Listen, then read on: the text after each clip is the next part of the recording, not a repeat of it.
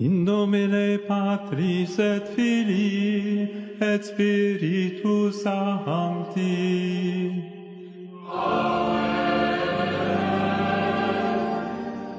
Pats vobis. Bien-aimés enfants de l'Église, écoutez attentivement ces paroles qui naîtront comme un feu dans vos cœurs. Le mariage ne peut jamais être entre deux hommes ou deux femmes. Oui, je le dis clairement et sans crainte. Le mariage est, et sera toujours, l'union sacrée, indissoluble, féconde et stable entre un homme et une femme. Et je sais bien que cette affirmation suscite débat, colère et critique dans les églises et sur les écrans du monde entier. Mais je le dis non pas pour blesser, mais pour guérir, non pas pour exclure, mais pour éclairer, non pas pour détruire, mais pour construire sur la vérité qui nous a été révélée depuis la création. Car avant toute idéologie, avant que ne s'élèvent les drapeaux qui divisent aujourd'hui les peuples et les communautés, existait déjà le souffle divin qui a façonné l'homme et la femme à l'image et à la ressemblance de Dieu. Et c'est lui-même qui les a bénis en disant « Soyez féconds, multipliez, remplissez la terre et soumettez-la » Genèse 1h28. Ce n'est pas un commandement arbitraire. C'est la proclamation d'une vérité éternelle. La famille humaine naît de la complémentarité des sexes, de l'union capable d'engendrer la vie, de cette alliance qui reflète le mystère de l'amour du Christ pour son Église. Chers frères et sœurs, je sais que beaucoup attendent de moi des paroles douces, flatteuses et conformes aux modes du temps présent. Mais le devoir d'un pasteur n'est pas d'applaudir au vent changeant, mais d'être comme un roc solide au milieu de la tempête. C'est pourquoi je vous le dis, la famille est la cellule première et fondamentale de la société, et elle est fondée uniquement sur l'union stable entre un homme et une femme. Ce n'est pas mon opinion, ni une invention des théologiens des siècles passés. C'est l'enseignement constant de l'Église, enraciné dans la nature même que Dieu a inscrite en chacun de nous. Aujourd'hui, beaucoup parlent de l'amour comme s'il s'agissait d'une simple émotion ou d'un désir. Mais le véritable amour, celui qui construit un foyer et une société, est don de soi, ouverture à la vie, fidélité au quotidien. L'homme et la femme, dans leurs différences, ne sont ni rivaux ni interchangeables, mais des visages qui se cherchent pour se compléter physiquement, spirituellement et transcendamment. L'homme reflète la force qui protège et soutient. La femme rayonne la tendresse qui nourrit et protège. En tous deux, la plénitude de l'image de Dieu est manifeste. Séparés, ils sont incomplets. Unis, ils forment cette une seule chair que le Seigneur Jésus a proclamée indissoluble. Ce que Dieu a uni, que l'homme ne le sépare pas. Matthieu 19h6. Et les enfants, ne sont-ils pas le fruit naturel de l'amour entre un homme et une femme ? La famille n'est-elle pas le lieu où ils apprennent pour la première fois ce que signifie être aimé, protégé et guidé dans la foi et dans la vie?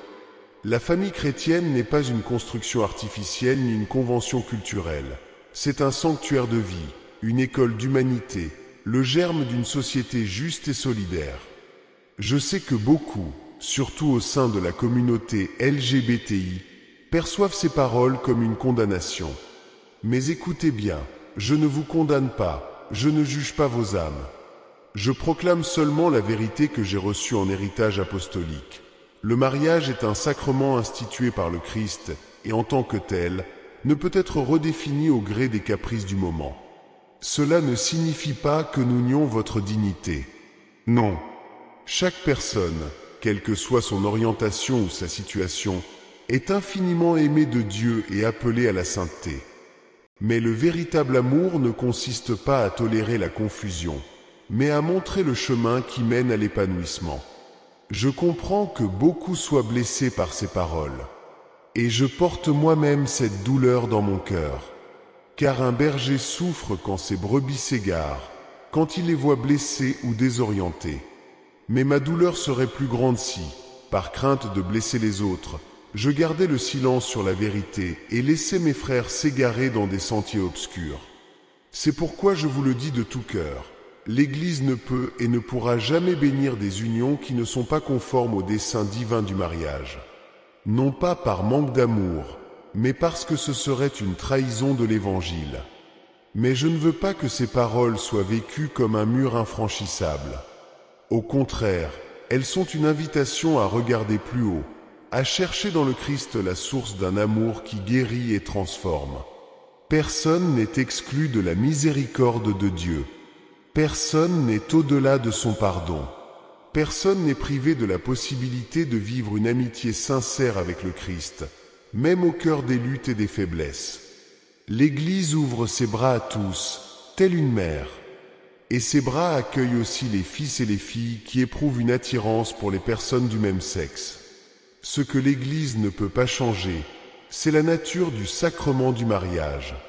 Mais elle peut et doit accompagner, accueillir, écouter et proposer des chemins de foi, de prière et de communauté. Mes enfants, je sais que beaucoup d'entre vous ont comparé ma voix à celle de mon bien-aimé prédécesseur, le pape François. Certains disent qu'il a ouvert les portes, et maintenant je les ferme. D'autres affirment qu'il a fait preuve de miséricorde, et maintenant j'apporte la dureté. Permettez-moi donc de parler avec la clarté que l'Esprit m'inspire. François, homme au grand cœur, a cherché à rapprocher l'Église des marges, à construire des ponts là où il y avait des murs, à apporter des paroles de réconfort là où il y avait des blessures. Personne ne peut nier son désir sincère de montrer le visage compatissant du Christ à ceux qui se sentaient éloignés.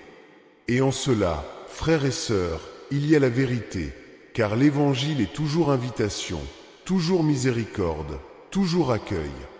Mais je dois vous dire une chose avec audace, la miséricorde ne peut jamais être séparée de la vérité. Une miséricorde qui bénit ce que Dieu n'a pas béni cesse d'être miséricorde et devient tromperie.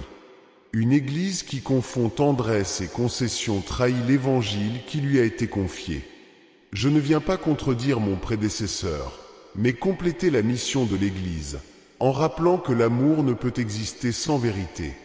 Si François, dans sa charité, a fait preuve d'accueil à l'égard de la communauté LGBTI, je dois affirmer que de tels gestes ne peuvent en aucun cas conduire à une redéfinition du mariage, ni à une confusion des fidèles quant à la nature du sacrement.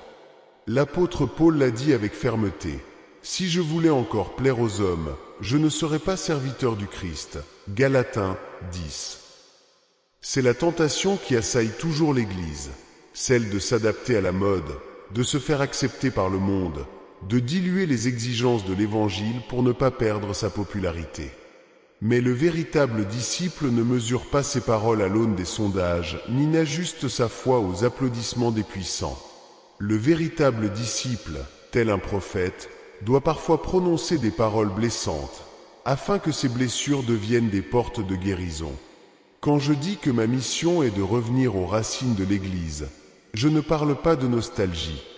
Je parle d'un retour à l'Évangile pur, au dépôt immuable de la foi. Les cultures changent, les systèmes politiques se transforment, les idéologies naissent et meurent, mais la parole de Dieu demeure éternellement. 1 Pierre 1h25. Le mariage en tant qu'union entre un homme et une femme n'est pas une invention médiévale ou une coutume culturelle.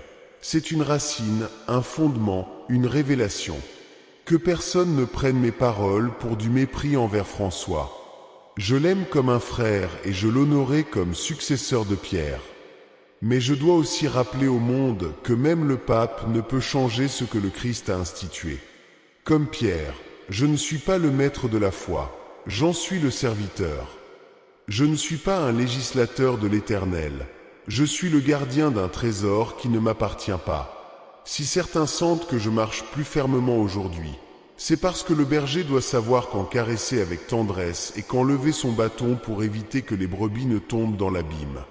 Frères et sœurs, mes paroles de 2012 ont été citées à plusieurs reprises, lorsque j'ai mis en garde contre une culture qui, au nom de la liberté, promouvait des modes de vie contraires à l'Évangile. On m'a accusé d'avoir directement cité la vie homosexuelle et les soi-disant familles alternatives comme exemple de cette confusion. Et je vous le dis aujourd'hui, oui, je l'ai dit, et je le réaffirme aujourd'hui.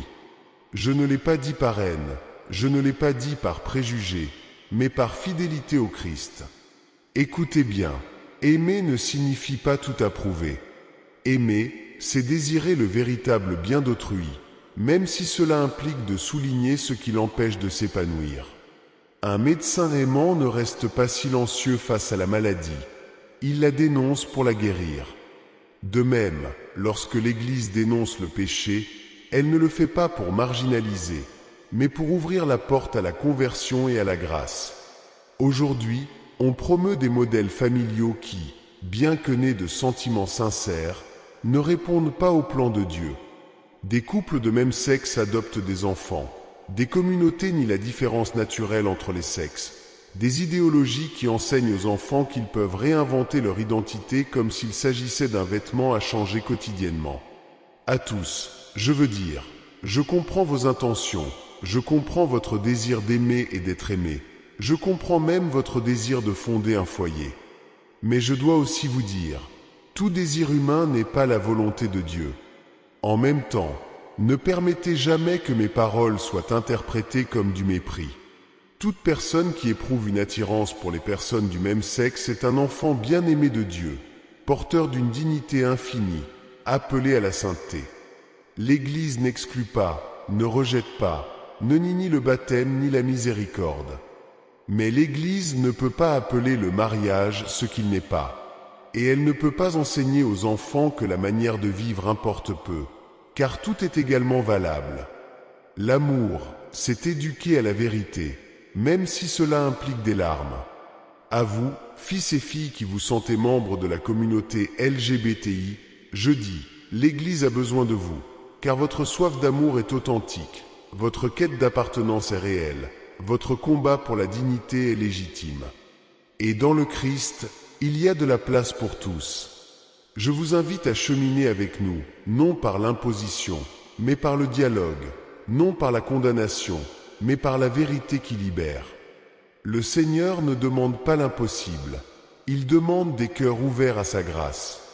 Bien-aimés, je voudrais maintenant aborder un point très important, la différence entre la doctrine professe par l'Église et la pastorale qu'elle pratique. Car beaucoup confondent les deux. La doctrine est claire, immuable et fondée sur la révélation. Le mariage est l'union d'un homme et d'une femme. La pratique homosexuelle ne correspond pas au dessein de Dieu. Telle est la vérité de la foi. Mais la pastorale est l'art d'accompagner, de prendre soin et d'accueillir. Et dans ce domaine, l'Église non seulement peut, mais doit défendre la dignité de chaque personne, y compris celle de celles qui subissent des persécutions en raison de leurs différences. J'ai récemment dénoncé avec force l'injustice des gouvernements qui expulsent des migrants sans tenir compte de leur dignité, y compris ceux qui, comme un jeune homosexuel persécuté dans son pays, sont renvoyés dans des situations de violence. À ces dirigeants, je dis, prenez garde, car chaque personne, quelle que soit sa condition, porte le visage du Christ. Et si vous expulsez l'un d'eux, vous expulsez le Seigneur lui-même qui a dit « J'étais un étranger et vous m'avez accueilli » Matthieu 25, 35. Il ne s'agit pas d'exclure qui que ce soit, mais il ne s'agit pas non plus de plaire à tout le monde. L'Église doit être mère, et une mère ne rejette pas ses enfants, mais elle ne les trompe pas non plus. Elle leur dit la vérité avec amour et les défend lorsqu'ils sont humiliés.